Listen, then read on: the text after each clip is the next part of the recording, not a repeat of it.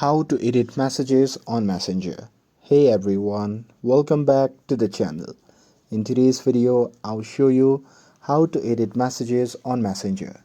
So now without further ado, let's get started. So here, first thing first, open the Messenger app on your phone.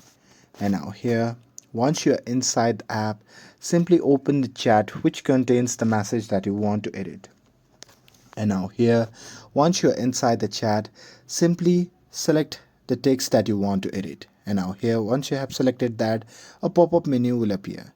Now in that menu, just tap on more option.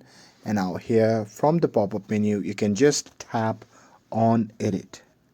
And now here, once you tap on it, you can simply correct your typos or text. And here, once you're done correcting your typos or text, you can just tap on tick icon to save it, and once you do that, the message will be updated and there will be a label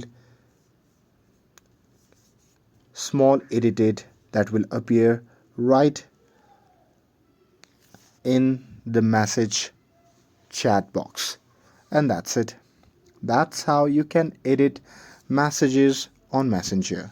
With this, if you found this video helpful, then don't forget to like, share and subscribe to get updated for more videos.